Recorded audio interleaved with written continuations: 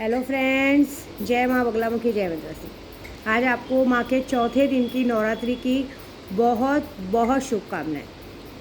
आज कहते हैं ना, पहली शैलपुत्री, दूसरी ब्रह्मचारिणी, तृतीय चंद्रघंटा, चौथी कुष्मांडा।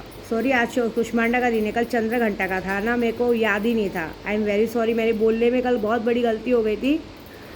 लेकिन आज 10 महाविद्याओं में माँ भुवनेश्वरी का दिन है।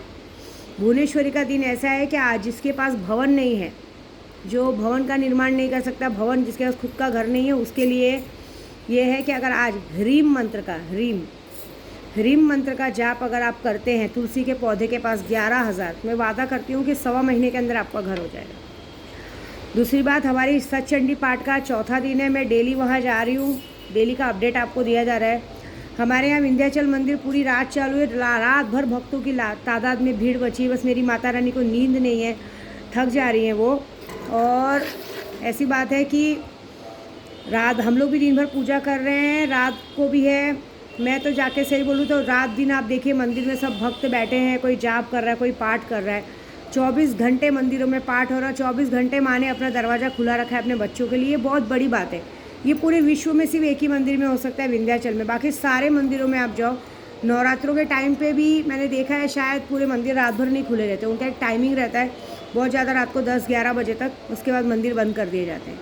लेकिन यहाँ पे हमारे नवरात्रों में एक है कि सारे हमारे भाई पंडित समाज सब लगे हुए माँ की सेवा में, कोई भी भक्त ऐसा नहीं। और हमारे मंदिर की सबसे बड़ी खासियत मैंने देखा है यहाँ पे, और मैं तो पहले से भी बताई, हमारे मंदिर में सारे पुलिस प्रशासन बहुत अच्छा काम कर रहे हैं। लेकिन कहीं पे भी किसी को ना कोई टिकट ना कुछ, माँ की 4 सीढ़ियाँ चढ़ के लाइन से दर्शन करो। जो अगर जैसे हम लोग पंडित समाज को भी दर्शन करना है तो हमें भी उस लाइन में ही दर्शन कराया जा रहा है। ऐसी बात है। मतलब ये भले है कि मैं ऐसे झूठ नहीं बोलूँगी, भले हमें दर्शन आगे, लेकिन हमें दर्शन कराया जा रहा है। कोई कानून का उल्लंघन नहीं, बाकायदा लाइन से दर्शन करवा के हमें वो कर रहे हैं। ऐसी बात है। डेली हम तो माँ का श्रृंगार कर रहे हैं, हमें तो अंदर डेली जाना है। लेकिन ऐसा नहीं, कितनी जगहों से कैसा होता है, बड़े बड़े कामाख्या जैसी जगहों में भी क्या होता है, जहाँ से भक्त निकलते हैं ना दर्शन करके, वहाँ से कितने लोगों को अंदर ले लिया जाता है। लेकिन हमारे विंध्याचल में ऐसा नहीं है। हमारे विंध्याचल में जिस रास्ते से माँ का जाने का रास्ता, उसी रास्ते से सारे पंडित भी जाएंगे, उसी रास्ते से सारे भक्त भी जाएंगे, और जहाँ से निकलना है वैसे निकलेंगे। ये बड़ी बात है, ये बहुत बड़ी बात है। हमें तो दर्शन कब मिलता है मालूम है, जब रात को 3 बजे माँ को फिर से स्नान करा के आरती करना रहता है। तो मंदिर बंद होते वक्त हमें फटाफट 5 मिनट, क्योंकि तब पब्लिक को रोक दिया जाता है कि थोड़ा माँ को आरती श्रृंगार कर लेने दो। तो जब तक माँ को श्रृंगार के लिए रोका जाता है, तब तक जब मंदिर धोने का टाइम आता है तब हमें पैर पड़वाया जाता है कि आप पैर पड़ के आप फटाफट निकलो। तो सोचो, हमारा इससे अच्छे तो दर्शनार्थी के अवभाग्य की, मतलब सौभाग्य इतना अच्छा है कि उन्हें माँ की आरती वारती का सौभाग्य मिलता है। हम लोग भी रात भर पूजे बैठते हैं। इस बार माँ तो मेरी इतनी परीक्षा ले रही है कि मैं रात भर जप करती रहती हूँ, फिर भी जप पूरा नहीं हो रहा है। सुबह से शाम हो जाती है। देखिए, अभी फिर से बैठूंगी, फिर 3 बजे सतचंडी पाठ शुरू होगा, वहाँ जाना पड़ेगा, फिर वहाँ से आइए, फिर दिन भर पाठ चालू रहेगा, रात भर जप चालू रहेगा। फिर 2:30 बजे मंदिर जाना पड़ता है, मंदिर से 3:30 बजे आते हैं, 3:30-4 बजे आके कहीं जाके हम सोते हैं।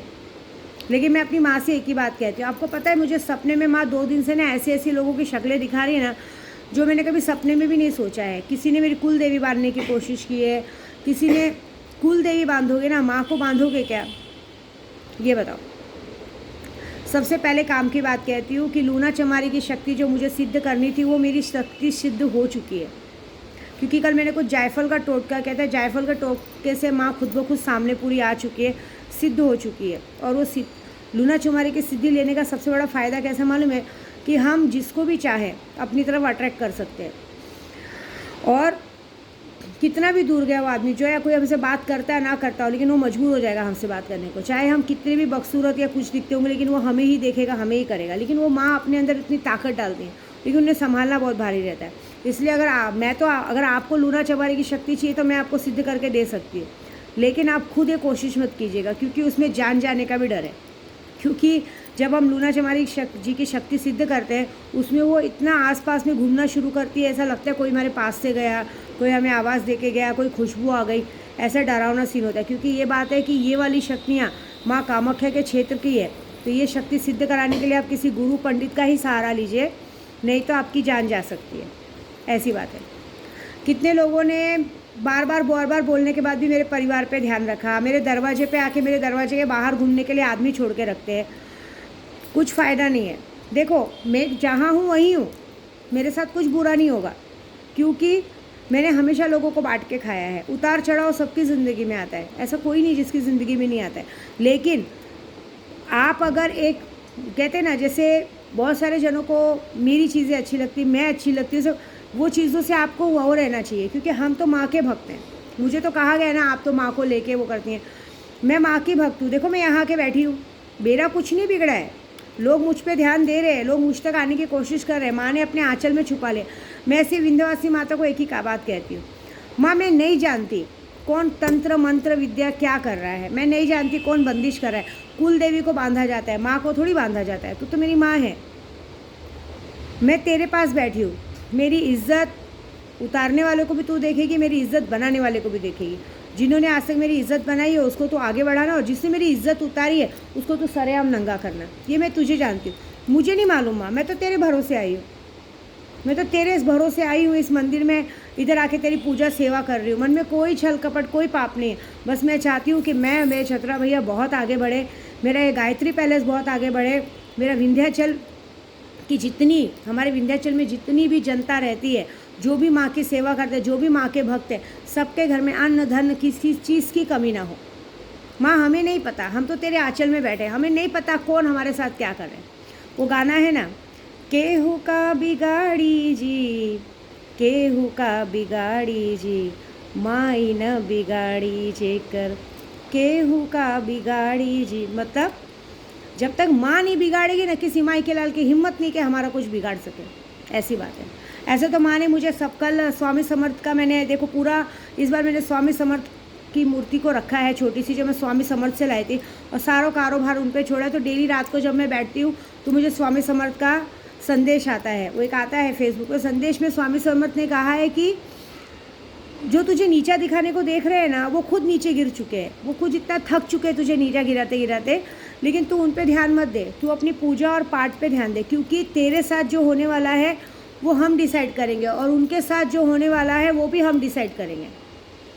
तू अपने कर्म को करते जा, क्योंकि रामायण की पंक्तियों में लिखा है, जो दुष्ट पुरुष होता है वो अपनी दुष्टता से कभी बाज नहीं आता है, और जो सत्पुरुष होते हैं, जो भगवान में लगे रहते हैं ना, वो भगवान में लगे रहते हैं। आप लोग इसलिए पूजा पाठ करते हैं कि हमें धन मिले, हमें पैसा मिले, हमें ये मिले।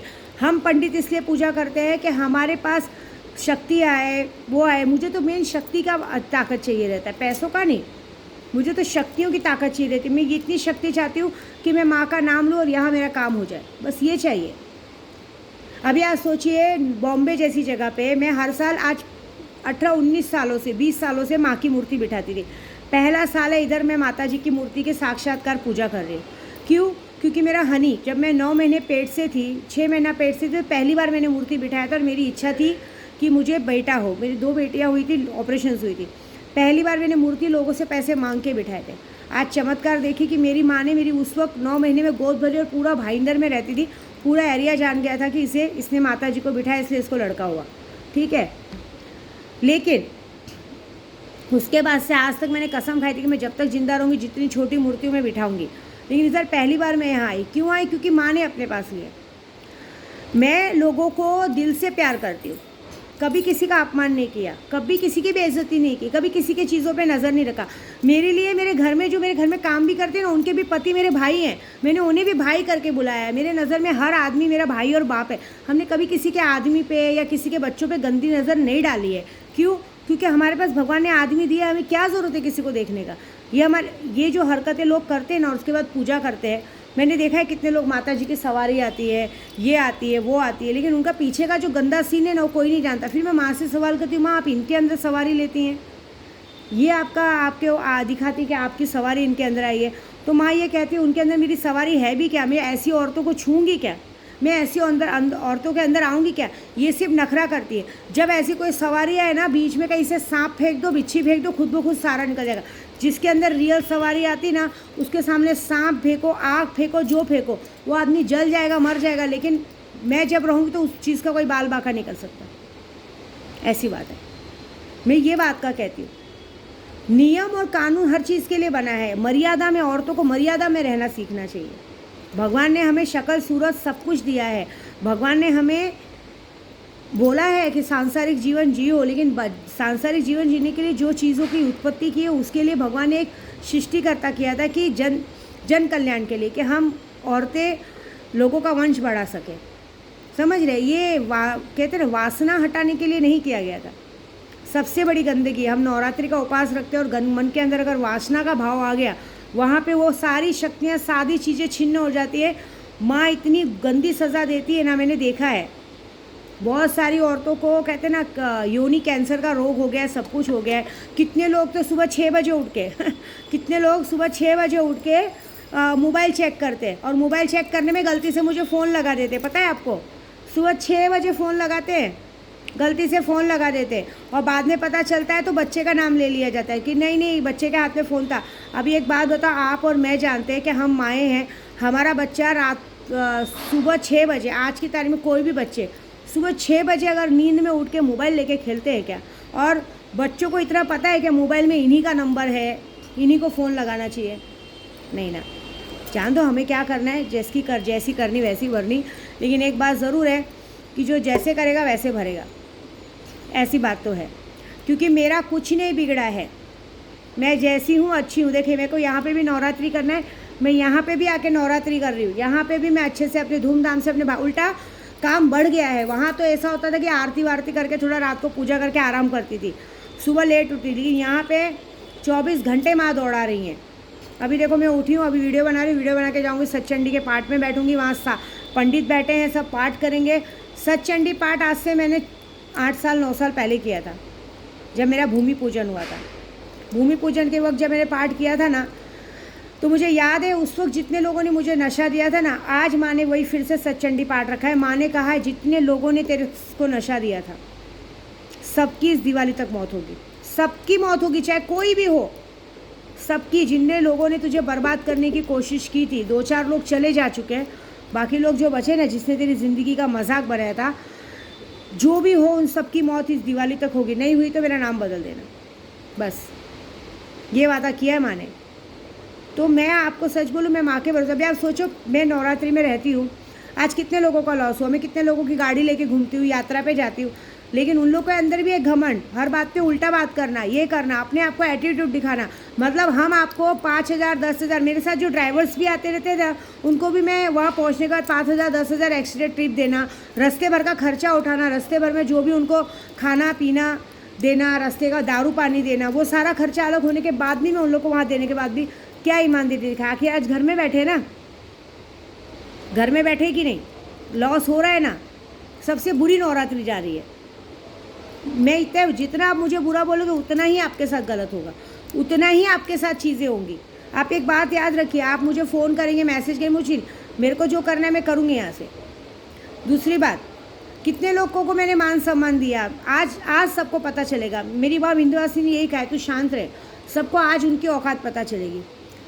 हमेशा सबको ये घमंड था कि अरे हमको सब बुलाते हैं विद्या देवी तो बुलाती भी थी, प्यार से गले भी लगाती थी, सोना गहना सबको सब कुछ बांटती थी, सब कुछ देती थी।